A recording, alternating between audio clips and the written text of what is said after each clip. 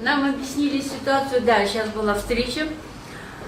Значит, сотрудники мэрии пояснили так, что это уведомление было выдано с целью инвентаризации проживающих лиц в доме по Сулаймердиева 102.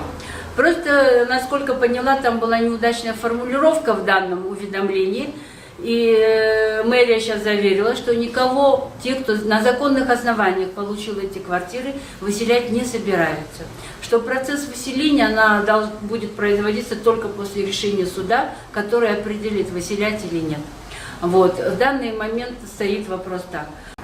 На сегодняшний день руководство признает, что уведомления направлялись не в целях выселения. Во-первых,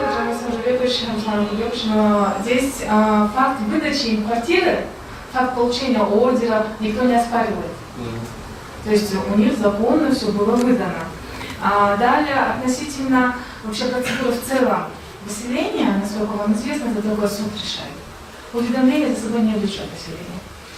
Относительно расторжения, да, действительно, порядка 4 человек, да, у нас есть, которые не вправе сдавать под наем, вот эти лица подлежат выселению.